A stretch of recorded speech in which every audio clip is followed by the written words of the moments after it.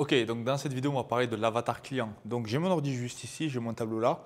Je vais même faire des dessins, je vais à peine finir mon petit cigare et on va passer un petit moment ensemble pour définir ton avatar client.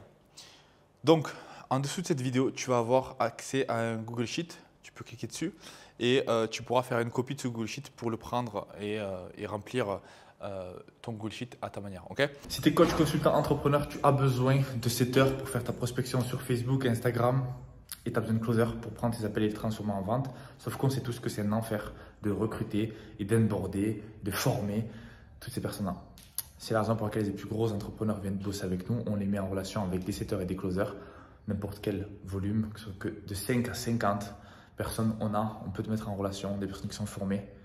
Et on peut les onboarder en quelques jours simplement pour scaler ton business. C'est la pierre angulaire de ton business, donc tu as besoin de ça absolument. Si tu es intéressé, lien en description. Peace. Je suis ton meilleur pote. Pourquoi? Parce que je sais exactement quelle problématique tu vas avoir à quel moment. C'est là où tu vas commencer à me kiffer. Pourquoi? Parce que finalement, dans cet avatar client, je vais te montrer que, comme je t'expliquais déjà plus tôt, qu'il va falloir se focaliser sur un avatar client, il va falloir lui donner un prénom, quel âge il a, etc. etc. Mais tu es créatif, j'imagine, et tu as plein d'idées pour ton business. Donc tu vas arriver à une problématique, tu vas avoir la sensation de sacrifier quelque chose. Tu vas te dire, ok, on prend l'exemple du gars qui faisait le funnel. J'ai un cours sur le funnel, donc je vais te forcer à spécifier à qui. Et donc du coup, tu vas te dire, ok, je vais faire ça pour les personnes qui veulent faire de l'infoproduit. Ok, info. Et après, tu vas dire, ouais, mais il y a aussi les agents immobiliers. Ok, agent immo. Agent immo. Et puis après, il y a la mamie qui utilise un webinaire pour… enfin, leur webinaire, qu'est-ce que je raconte? Leur funnel pour… Bref, tu vas avoir plusieurs avatars clients. Et ce qu'on va faire, c'est que d'abord, on va définir les avatars clients. Mais je pense qu'à la fin, tu vas avoir un minimum ou deux, voire trois idées d'avatar client. Ce n'est pas ce que j'appelle un avatar client. Tu vas avoir des segments de marché. Et ton segment de marché, il va falloir être stratégique par rapport à ça parce que c'est la chose la plus importante. C'est-à-dire que si jamais on part sur les personnes qui ont un infoproduit, tu veux faire des funnels pour les infopreneurs versus les femmes de 45 ans qui veulent juste faire un petit funnel pour montrer à leurs copines versus les agents immobiliers. IMO. On va faire un travail de OK, on va poser la logique. On va poser, OK, concrètement, quel est le marché qui a le plus de douleur, où tu peux apporter le maximum et qu'on peut avoir les résultats les plus surprenants et les plus rapides possibles. Et c'est là où on va commencer à peut-être enlever ça et peut-être se focaliser sur ça. Parce que quand je travaille avec des infopreneurs, ils me disent non mais il y a celui-là et celui-là. Donc qu'est-ce que je peux choisir? Je ne suis pas en train de dire que tu ne feras jamais ça et que tu vas uniquement faire celui-là. C'est-à-dire qu'aujourd'hui, tu ne peux pas tout faire. Tu as une ou deux options.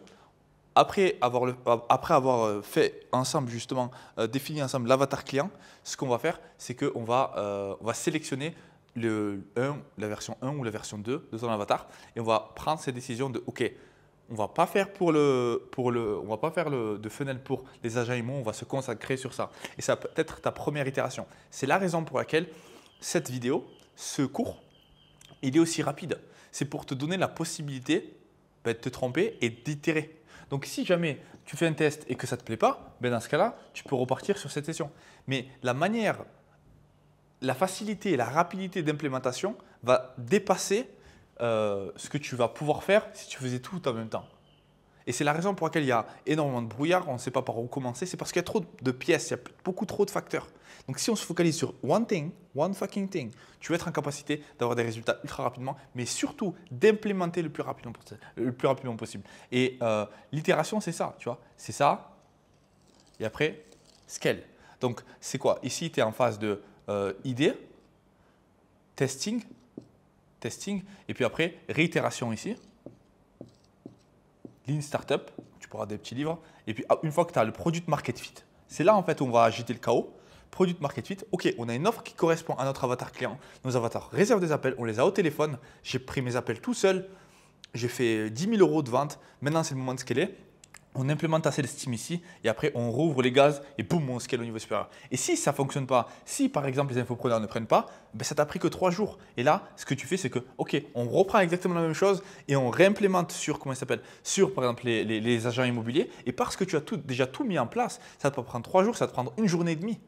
Et boum, tu as un feedback. Et non seulement tu as un feedback avec les infopreneurs, mais tu as un feedback avec les agents immobiliers. Ça t'a permis de casser des choses dans ton business, de tester des choses dans ton business, des choses que tu dois. C'est-à-dire que comme un enfant, quand il est né, tu vois, aujourd'hui, on les envoie tous à l'hôpital, les femmes, pour donner naissance à leur enfant. Le problème, c'est qu'en fait, du coup, c'est aseptisé. Il n'y a pas de choses extérieures. Il n'y a pas de vraie vie, en fait. Et donc, du coup, quand ils sortent, on se retrouve avec des allergies. C'est comme une femme, en fait. Quand un enfant naît par césarienne, il n'est pas par le bas. Du coup, prends pas toutes les bactéries et donc du coup tu finis avec de l'asthme, etc. Je suis asthmatique parce que je suis né par césarienne, donc je sais de quoi je parle. Ok, donc tu dois être en capacité d'être OK avec le fait d'itérer, mais la raison pour laquelle les personnes ont peur de ça, c'est parce que ça prend 2, 3, 4, 5 mois en général. Mais aujourd'hui, tu as la chance de pouvoir tester, implémenter et avoir des résultats sur ton business en 3 jours. Donc, il faut prendre avantage de ça et tester le plus rapidement possible. Et avec ce système, je te garantis que ça va tout changer. Donc, fais-moi confiance dans les prochaines vidéos. Ça va être controversé, mais ça marche. Okay, donc, rappelle-toi, testing, itération, fucking scaling.